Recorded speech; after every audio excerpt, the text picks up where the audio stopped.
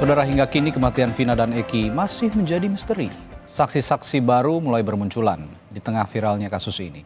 Yang cukup mengejutkan baru-baru ini seorang pria bernama Dede yang juga menjadi saksi kunci pada kasus Vina dan Eki yang bergulir pada tahun 2016 hingga 2017 yang lalu mengaku semua BAP atau berita acara pemeriksaan kasus Vina atas dasar arahan dan settingan Aep dan Ibtu Rudiana.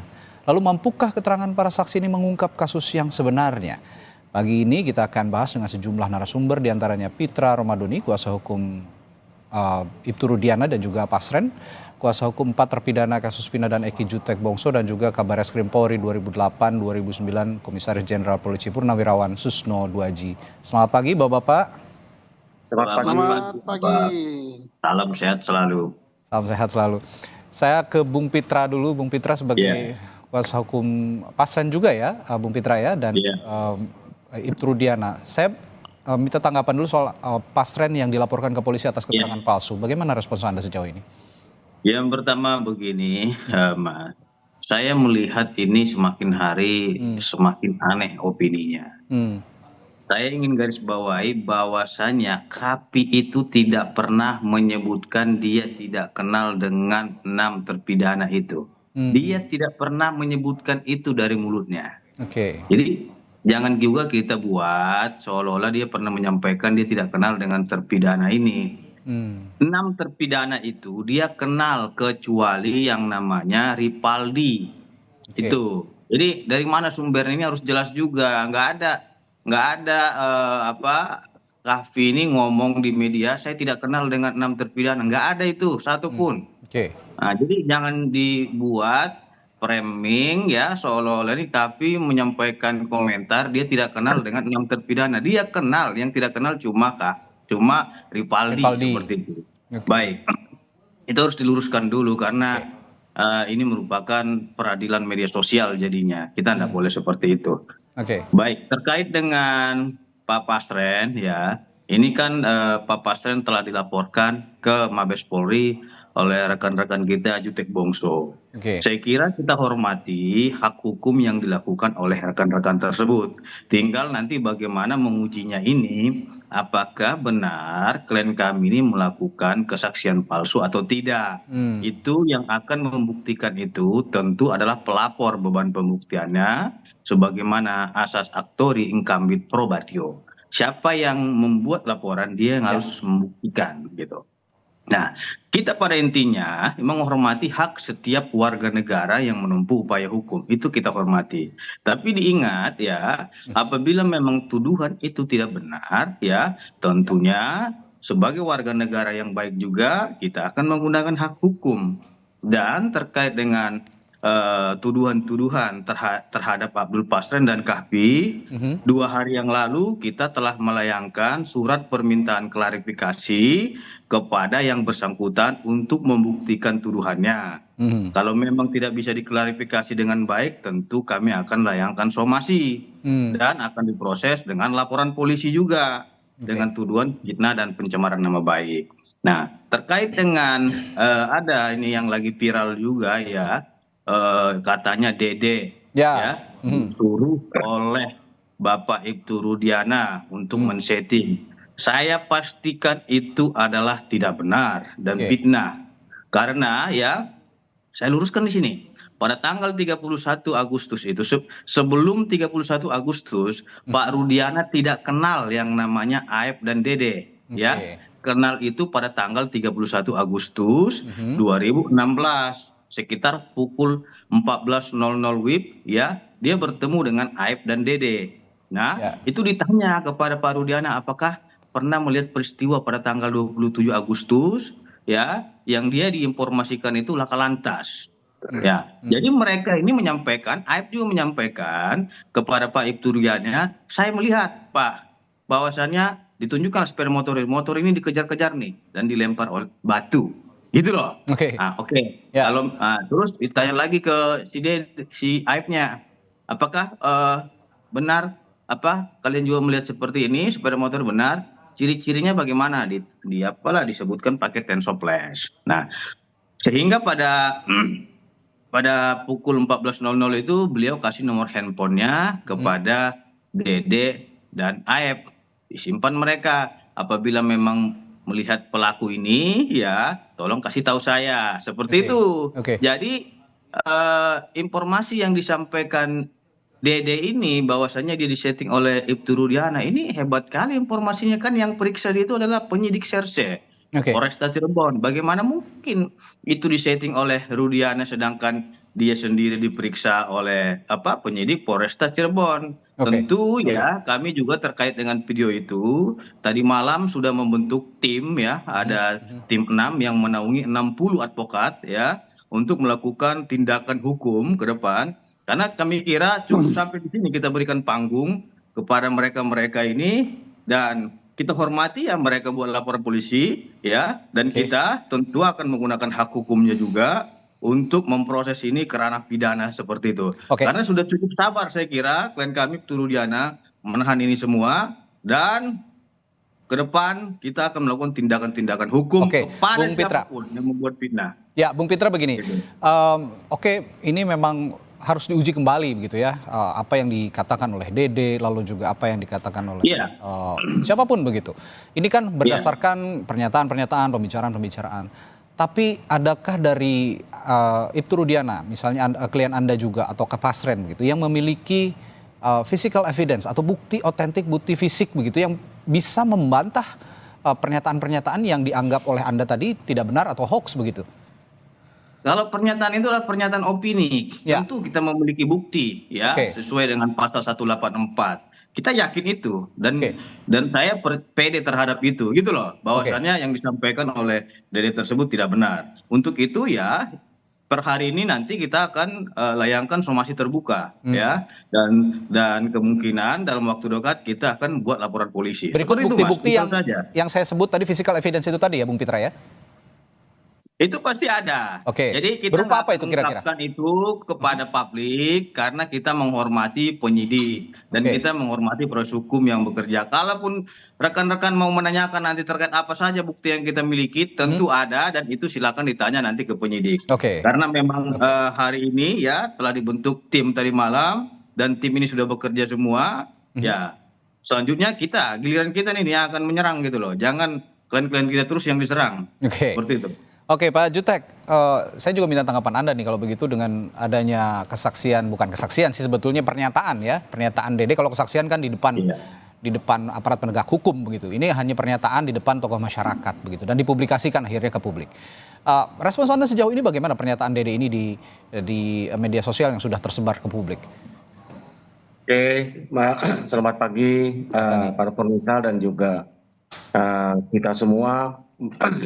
Betul, saya sampaikan kemarin saya sudah bertemu dengan saudara Dede ya, untuk menggali karena kepentingan kami kan mencari novum ya. Nah, perlu saya luruskan ya, rangkaian peristiwa ini terjadi adalah 31 Agustus jam 10 pagi ya, Ibtu Rudiana melakukan penyelidikan sendiri ke lokasi TKP, lalu pukul 14 bertemu dengan saudara Aep dan Dede ya.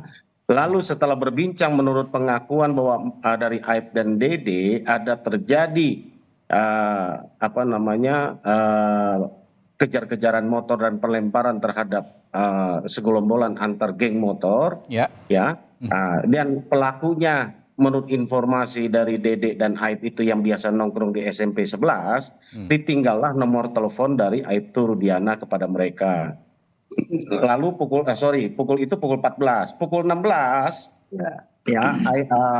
Dede itu menelpon bukan Dede, Aep ya, menelpon Ibtu Rudiana. Lalu datang mereka ya, Aep mengkabarkan bahwa yang biasa nongkrong di SMP 11 itu sedang nongkrong, intinya begitulah. Datang Rudiana ya dengan tim ya, menurut pengakuan mereka, seingat mereka ya, ini pengakuan mereka ya, seingat mereka katanya berjumlah 4 atau 5 orang ya kan, Rudiana dengan timnya mengambillah 8 orang yang nongkrong di depan SMP 11 ya kan, dibawa ke Sat Narkoba ya kan. Nah, timbullah peristiwa itu dan rangkaian terus seperti yang sudah kita sampaikan, ya kan, ada dugaan penyiksaan, ada dugaan penganiayaan. Ini menurut pengakuan dari klien kami para kepada terpidana, kami. ya. Sebabnya luruskan ya, bukan gitu kan, saat narkoba. makanya kami Ada loh laporkan. berita acara penyerahannya. Ya, Jangan tahan salah, dulu Bung jangan Pitra. keliru juga Nanti saya menyampaikan kasih kesempatan pernyataan. untuk Anda untuk membantah ataupun Ya. merespons pernyataan dari Bung Jutek. Silakan dilanjutkan, Bung Jutek. Ya, dari situ sekali lagi ya, menurut pengakuan dari klien kami ada dugaan ya penganiayaan dan pemukulan yang dilakukan oleh Aibtu Rudiana dan kawan-kawan kepada mereka. Memang si Jaya dengan Sudirman katanya dipisah. Kan gitu kan pemeriksaan. Lalu tanggal 2 September Dede ya seperti yang sudah beredar itu betul ya, ini tanggal 2 ya, 3 hari atau 2 hari sesudah penangkapan. Jadi bukan tanggal 31 Agustus. Tanggal 2 September menurut di dalam BAP jam 9.30 artinya pagi. Menurut pengakuan Dede dia itu tanggal 2 September itu malam. Nanti kita uji ya. Nanti kita uji, ya dia bertemu yang cerita itu, ya kan? Kemudian, Dede ya sesuai dengan yang diceritakan tadi lah, dia bingung kenapa dipanggil sama Aib ketika sampai di Polres Cirebon, Polres Kota ya. Lalu ya terjadilah peristiwa dia di BAP dan mengakui adanya kejar-kejaran dan juga timpuk-menimpuk itu kan gitu ya, pelemparan batu itu kan gitu kan. Lalu Aib sendiri di BAP tanggal 6 September ya.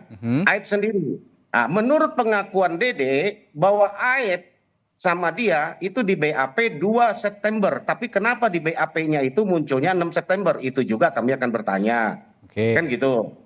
Ya kan, berdasarkan kesaksian Dede. Kan banyak lah, nanti gampang kita bertanyanya. Kemudian yang berikutnya, ya, Dede mengaku bahwa dia memang membeli rokok dan tidak pernah terjadi ada geng motor, ada timpukan batu, ada lemparan batu dan juga pengejaran yang lain, itu semua tidak pernah. Itu semua dia sudah bikin pernyataan ya yang sudah kami pegang dan itu akan kami novum, ya kan. Kemudian satu lagi nih Mas yang penting ini yang kami juga akan uji, ada BAP kedua tanggal 23 November 2016 ya, kemarin kami petunjukkan kepada Dede, dia katakan tidak pernah dia di BAP. Karena tidak ada panggilan. Ini kita akan uji berdasarkan keterangan-keterangan itu. Semua kan akan diuji pasti. Ya, semua kita akan uji berdasarkan keterangan-keterangan itu. Kita akan mencari kebenaran, Mas, ya. Bahwa kami advokat ini kan diajarkan lah ya, bahwa kita akan mencari kebenaran walaupun langit runtuh. Kami tidak membela klien itu secara membabi buta. Kami sampai saat ini ya, kami membela klien kami, tidak menganggap klien kami ini seperti malaikat yang tidak bersalah.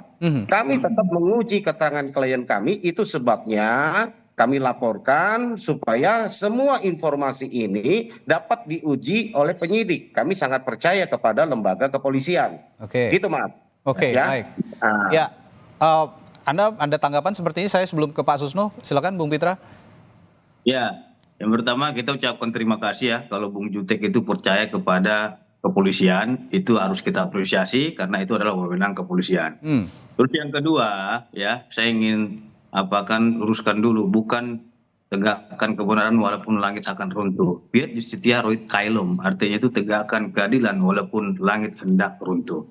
Baik, saya ingin sampaikan terkait dengan yang disampaikan Dede itu tidak masuk akal. Karena tanggal 31 itu ya Dede sendiri yang menjelaskan kepada Bapak Aibtu Rudiana bahwasanya dia melihat langsung dengan mata kepalanya ada aksi kejar-kejaran dan lempar batu tanggal 31 loh. Bukan tanggal 6 atau tanggal 2 seperti yang disebut tadi. Tanggal 31 Agustus. Sehingga di situ sudah clear ya. Jadi terkait apapun testimoni-testimoni mereka, ya silakan aja gitu loh, nanti kan akan kita uji di dalam pembuktian proses hukum, itu tidak ada masalah bagi kita. Tapi ingat, dengan keterangan-keterangan yang masih praduga ini, itu telah menimbulkan fitnah terhadap Rudiana karena mereka langsung menyebut namanya loh. Saya disuruh ataupun disetting oleh Rudiana. Ini sudah mengarah kepada orang itu menuduh itu namanya. Bukan asas praduga lagi gitu loh. Padahal ini belum ada proses hukum yang sedang berjalan terkait dengan tuduhan itu. Nah, ini yang menjadi persoalan tentunya ke depan. Saya kira ya kita berharap semuanya tolonglah hargai proses hukum yang sedang berjalan ini. Sekalipun itu proses hukum di pengadilan, kita hormati apapun itu keputusannya. Bahwa proses hukum yang sedang berjalan di kepolisian maupun proses nantinya di pra penuntutan itu kita hargai karena kita sebagai warga negara yang baik tentunya kita percaya kepada penegak hukum kita.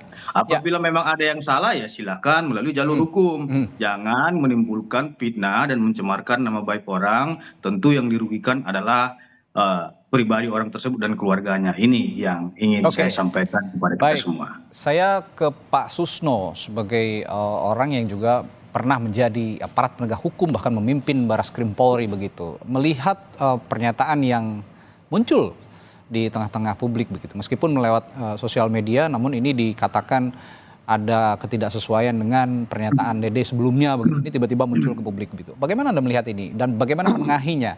Apa yang harus dilakukan pihak kepolisian menghadapi pernyataan seorang Dede ini yang tiba-tiba muncul? Ini fenomena yang bagus ya. Kita ambil manfaatnya. Kenapa?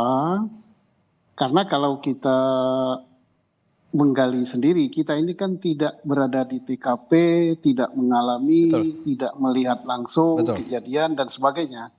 Kita hanya menerima informasi-informasi. Nah, informasi itu mana yang benar? Nah, mana yang benar tentunya harus diuji. Nah, diuji itu apa? Alat pengujinya ya alat bukti juga. Dan kita sudah tahu bahwa keterangan saksi yang sudah di depan pengadilan di bawah sumpah pun itu belum tentu benar. Harus diuji dengan alat bukti yang lain. Karena keterangan saksi berdiri sendiri itu tidak laku dia dijual. Nah, jadi kita perdebatkan di sini ya bagus. Kita menguji ilmu kita. Tetapi mana yang benar? Saya sangat bangga lah dengan diskusi pagi ini baik dari Adinda Fitra maupun dari Adinda Jutek, bawa ke ranah hukum.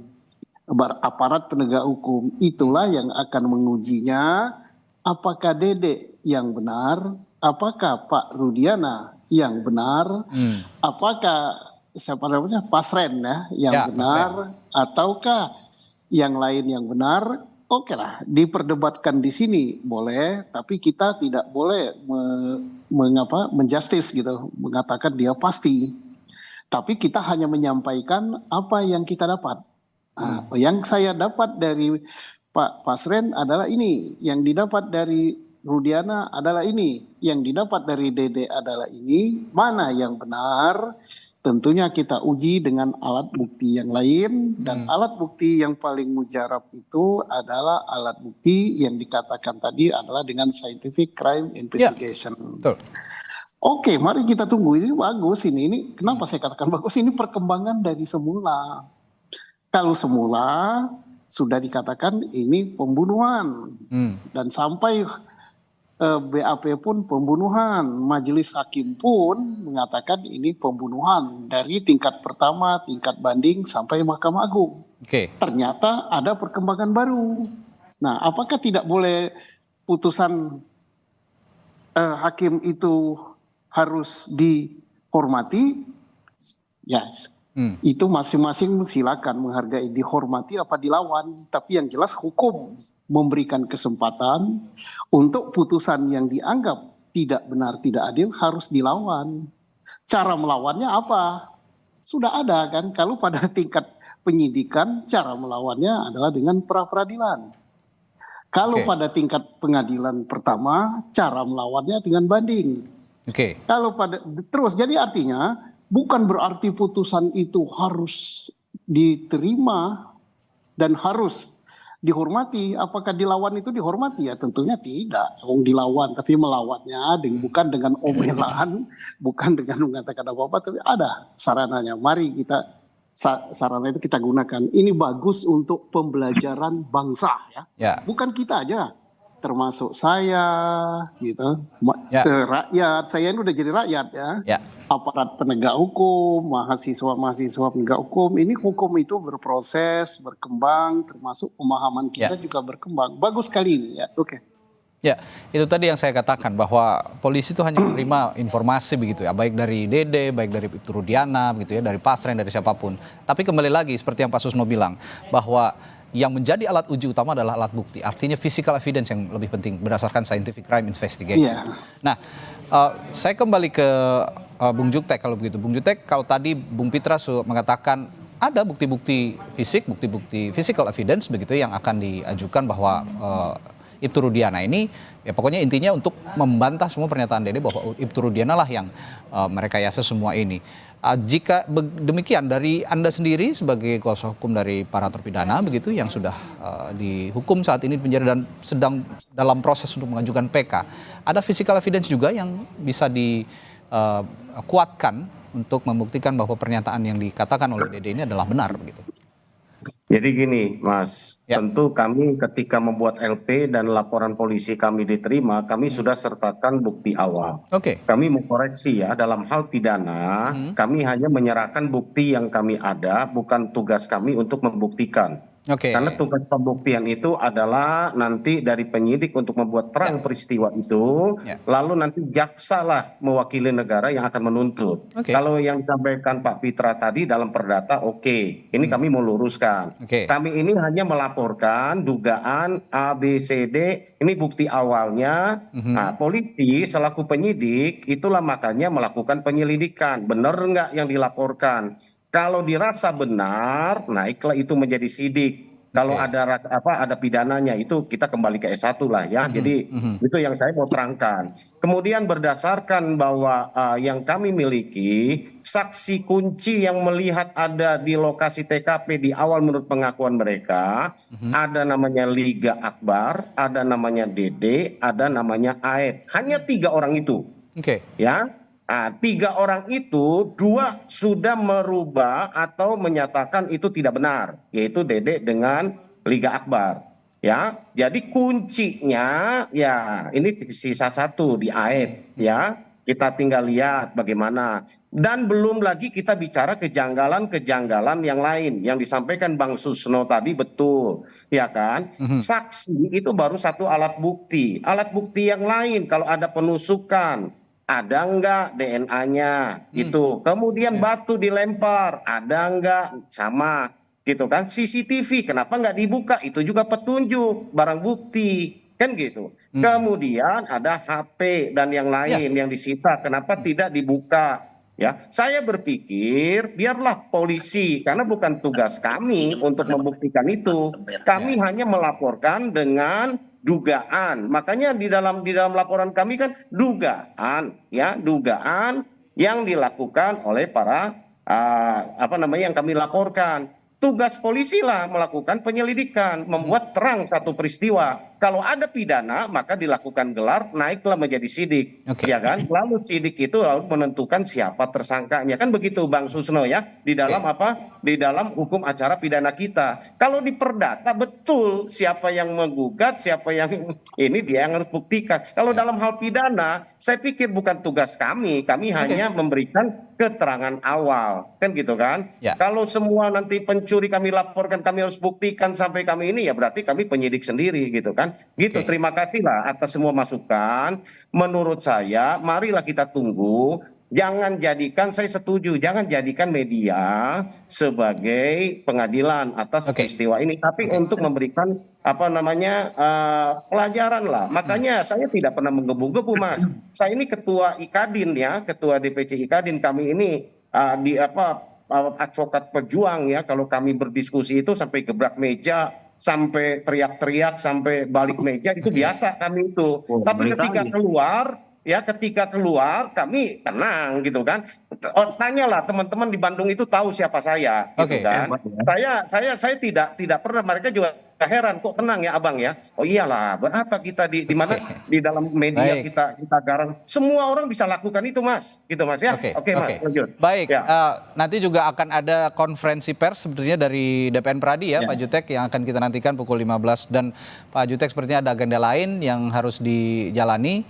Saya ucapkan terima kasih juga sudah bergabung pagi hari ini. Tapi setelah jeda nanti saya juga akan kembali berbincang dengan Bung Pitra dan Pak Susno tentang peran Ibtu Rudiana dalam kasus ini. Bagaimana yang harus peran apa yang harus didudukan dalam kasus ini? Apakah memang Ibtu Rudiana perlu memberikan keterangan yang sebenar-benarnya di hadapan publik bahwa ini adalah kasus yang memang terjadi dan sudah inkrah diputus pada tahun 2017 lalu.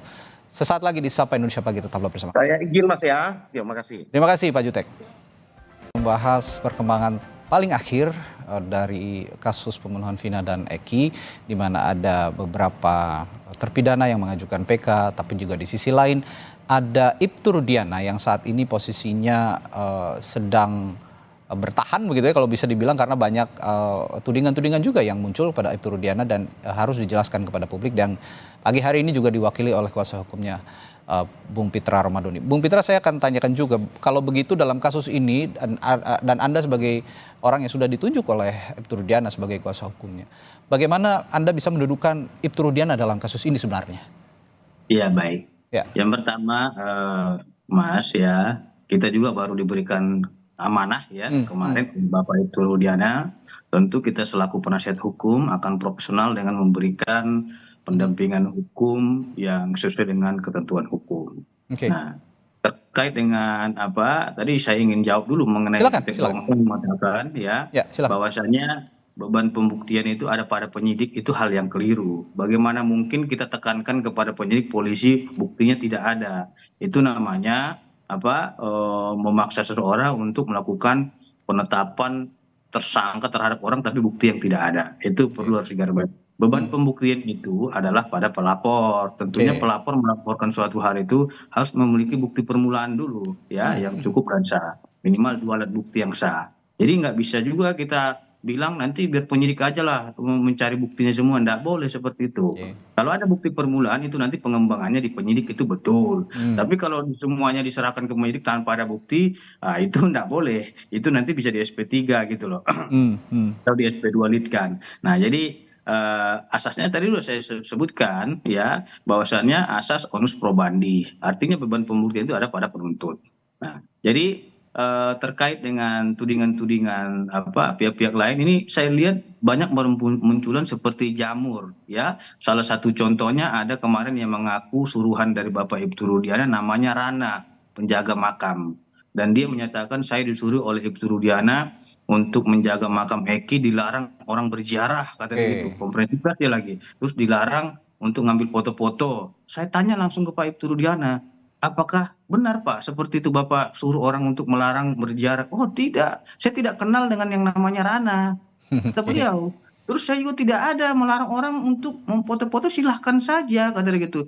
Kalaupun ada orang yang mau ziarah, saya kira kita keluarga berterima kasih dan kita senang ada orang yang menziarahi almarhum gitu loh. Artinya gini banyak bermunculan, kita juga nggak tahu siapa yang menciptakan ini. Terlalu meluas begitu ya artinya? Sudah terlalu luas. Ini kan persoalannya terkait dengan pembunuhan dan pemerkosaan. Ini sudah melebar kemana-mana sampai ke dibilang lagi kemarin itu bukan anak kandung beliau, dibilangnya masih hidup. Nah ini sudah memunculkan isu-isu yang menurut saya ini sudah tidak sehat lagi gitu.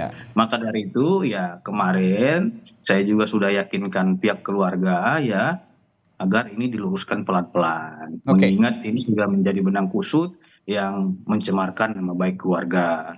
Kalau memang perlu izin daripada pimpinan, karena beliau sebagai anggota Polri, kita akan bersurat resmi kepada pimpinan institusi, ya mudah-mudahan beliau diberikan izin. Seperti itu, Mas. Baik. Pak Susno, kita sempat diskusi juga beberapa pekan yang lalu ya, pekan lalu kalau saya tidak salah, dan ada beberapa hari juga kita intensif itu berdiskusi bahwa Ibtu Rudiana ini punya peran penting untuk menjelaskan titik terang kasus ini. Dan saat ini diwakili oleh Bung Pitra, ya setidaknya Ibtu Rudiana sudah muncul ke publik ya melalui Bung Pitra begitu. Bagaimana Anda melihat kemunculan Ibtu Rudiana ini sekarang dan dengan diwakili oleh Bung Pitra Romadhoni sebagai kuasa hukumnya? Bagaimana Pak Susno? Pertama saya bersyukur ya, apalagi sudah mendengar statement dari Bung Pitra ya, bahwa dia sudah resmi menjadi penasihat hukumnya, berarti keterangan-keterangan dari Bung Pitra terkait dengan Ibtu Rudiana itu resmi gitu. Jatuhnya penjelasan resmi. Ini bagus sekali. Kenapa bagus sekali? Ada mungkin sudah kalau kita jumlah ratusan masalah yang nantinya akan beranak menjadi masalah. Masalah ini yang saya katakan itu bukan masalah hukum ya, tapi permasalahan di ranah sosial publik ya, di ranah medsos. Apakah kita bisa cegah ini? Tidak bisa gitu, karena masing-masing bebas, nggak ada komandannya. Nah, yang bisa menjawab ini, bisa menjelaskan ini adalah Ibtu Rudiana langsung dan atau penasihat hukumnya. Misalnya saja, Ibtu Rudiana menghilang, dilindungi, anaknya yang meninggal itu bukan anaknya dan sebagainya, termasuk Ibtu Rudiana adalah merekayasa kasus ini. Itu akan berkembang terus. Tapi nanti apa yang dikatakan tadi diinventarisir, entah mau dijelaskan sekaligus, entah satu-satu atau lima-lima, itu bagus. Publik menunggu itu. Dan jangan biarkan ini berkembang. Kalau ini berkembang terus ya, kita akhirnya berdebat, memperdebatkan sesuatu statement yang belum kita dapat dari sumber resmi ya. Syukur alhamdulillah harus sering-sering ini Bung Pitra ini menjelaskan apa yang ditanya oleh publik ya, dengan gayanya yang slow bersama melati putih ya. Kalau melati merah dia mungkin agak ngegas, tapi melati putih kok slow. Nah, ini yang ditunggu publik begitu ya Pak Susno ya. Ditunggu. Baik. Kembali tadi perdebatan soal penyidikan dan penyelidikan Pak Susno, bahwa ada anggapan dari tadi Bung Jutek yang sudah meninggalkan kita tadi lebih dulu, menganggap bahwa penyidikan itu ya adanya di kepolisian begitu ya, dan alat bukti juga yang diajukan polisi lah yang mencari. Tapi kan alat bukti ini juga perlu di-assist oleh kuasa hukum begitu atau pelapor untuk bisa membantu pihak kepolisian. Seperti yang diungkapkan juga oleh Bung Pitra. Anda sebagai penyidik bagaimana memerlukan, apakah bisa dicari sendiri atau memang memerlukan assist juga dari pelapor untuk alat bukti ini, Pak Susno? Hukum itu tidak kaku dan tidak mati ya. Tidak berarti bahwa perdata itu yang membuktikan adalah siapa yang membuat dalil, dia yang membuktikan. Pidana hanya melapor saja, terus aparat lah yang harus membuktikan. Itu mungkin rumusan pasal atau itu adagium, tetapi kan dalam prakteknya tidak begitu. Misalnya saya melaporkan saya ditempeleng gitu di pasar tadi. Siapa yang nempeleng? Saya nggak tahu yang nempeleng. Silakan polisi buktikan siapa yang nempeleng saya, kan agak susah ya. Bukan berarti saya tidak bisa. Oh saya nih tempeleng Pak, ini segini tadi saya foto yang nempeleng saya wajahnya begini, ini begini. Saya bukan membuktikan, tetapi memberikan bahan. Silakan polisi cek benar nggak ini orangnya. Atau Pak rumah saya tanda tangan saya di slip pengambilan deposito saya dipalsukan. Saya kan hanya ngomong gitu kan, polisi kan nggak tahu kan. Nah, tapi kalau saya Pak, ini Pak contoh tanda tangan saya, ini contoh slipnya, tapi saya nggak tahu ini apakah dia yang malsukan apa tidak. Nah ini polisi lah yang mengembangkan. Nah apa namanya itu polisi yang membuktikan? Apa namanya itu polisi yang mengembangkan? Apakah namanya itu saya yang membuktikan selaku pelapor? Itu istilah masing-masing. Jadi memang dalam hukum itu ya begitulah. Asiknya belajar hukum itu kan nggak akan pernah tamat. Walaupun sampai S4 pun nggak akan tamat. Karena Oke, gitu lah. Baik, ini yang sekarang menarik ya, kalau publik mengatakan seru, tapi kalau kita melihat sekarang ya bukan seru atau tidaknya, tapi ada pernyataan pembanding sekarang yang menjadi pencerahan buat kita semua dengan hadirnya Bung Pitra sebagai kuasa hukum Ibtu Rudiana begitu ya Pak Susno ya. Nah ke depan Anda melihat jika kehadiran Ibtu Rudiana melalui Bung Pitra ini sudah ada begitu, apa yang akan terjadi, apa yang akan muncul di kasus pembunuhan Vina ini, terutama untuk upaya-upaya PK yang saat ini juga sedang diajukan para terpidana yang sudah, bahkan ada yang sudah bebas, salah satunya akan bersidang nanti hari Rabu tanggal 24 Pak Susno. Oke, isu besar yang berkembang sekarang adalah satu tentang kesaksiannya. Ya. Kesaksian ini dinilai palsu, ini yang benar, termasuk juga merekayasa kesaksian. Itu satu isu yang besar. Isu yang kedua yang berkembang di dalam kasus ini bahwa peristiwa ini bukanlah peristiwa pembunuhan, tapi peristiwa kecelakaan. Nah, dua isu ini yang sangat menarik ini. Mana yang benar? Tinggal kita bedakan. Apakah isu ini kecelakaan? Apakah isu ini adalah pembunuhan? Apakah isu ini kesaksian palsu menyangkut rekayasa? Apakah itulah yang sebenarnya? Nah, ini sangat menarik. Ini awal kita membahas ini kan. Kita belum bisa mengatakan atau memvonis, memberikan judge bahwa ini palsu. Tidak. Marilah kita lihat dan publik ikuti dengan seksama. Inilah pelajaran hukum yang mungkin 3-4 semester ini. Oke. Bagus. Baik. Ini bagus ya. Baik. Terakhir untuk Bung Pitra, saya tanya dulu keadaan Pak Ibtu Rudiana saat ini bagaimana? Dalam kondisi baik, dalam kondisi sehat? Pak Pitra, Bung Pitra? Sebagai anggota Polri yang aktif, ya keadaan beliau sehat dan baik saja dan bertugas sebagaimana mestinya sebagai anggota Polri. Jadi tiap hari itu tidak ada beliau menghilang. Jadi kalau dikatakan hilang nggak ada lah ya, ada sebenarnya ya. Karena beliau itu melaksanakan tugas kedinasan. Tentunya bukan hanya terkait dengan proses hukum saja yang harus beliau pikirkan. Akan tetapi beliau juga memikirkan terkait dengan tugas kinerja ataupun kedinasannya. Dan tugas menafkahi keluarganya. Saya kira itu yang harus kita sampaikan terkait dengan kondisi Pak Rudiana. Terus yang kedua, yang mengenai beban pembuktian itu, saya ingin luruskan. Terkait dengan beban pembuktian itu haruslah dibuktikan terlebih dahulu. Contohnya di Tempeleng. Buktinya apa di Tempeleng? Apakah ada visumnya, kepalanya memar, kan gitu. Atau saya merasa dicemarkan nama baiknya. Buktikan dulu yang dicemarkan nama baiknya yang mana, fitnahnya yang di mana. Jadi nggak bisa kita ujuk-ujuk memaksa polisi untuk memproses orang tapi buktinya nggak ada. Itu nggak bisa seperti itu. Tugas polisi itu hanya mengungkap, gitu loh. Ya. Apakah ada perbuatan pidana atau tidak. Itu pengungkapan yang dilakukan oleh pihak kepolisian. Dari bukti permulaan yang cukup. Itu yang saya maksud. Setiap apapun yang kita lakukan itu terlebih dulu ada bukti permulaan dulu. Jangan kita ujuk-ujuk, ya itu tugas polisi. Buktinya ada di polisi. Nggak bisa. Itu namanya pengaduan palsu. Baik. Ya, ini kedepannya akan kalau dilihat publik mungkin seru, tapi untuk kita semua ini sama-sama mencerahkan karena apapun argumentasinya dari kuasa hukum Ibtu Rudiana, Bung Pitra atau dari kuasa hukum para terpidana, intinya adalah kita melihat kebenaran. Yang muncul tetaplah di tengah itu adalah kebenaran. Nanti yang akan ditunjukkan kepada publik adalah kebenaran yang tentunya bisa dipertanggungjawabkan di depan pengadilan. Baik, terima kasih kuasa hukum Ibtu Rudiana, Bung Pitra Romadhoni dan Kabareskrim Polri 2008-2009, Komisaris Jenderal Purnawirawan Polisi Susno Duaji telah bergabung bersama kami di Sapa Indonesia Pagi. Sehat selalu Bapak-Bapak, sampai jumpa lagi. Amin, amin. Sehat selalu, sampai jumpa lagi.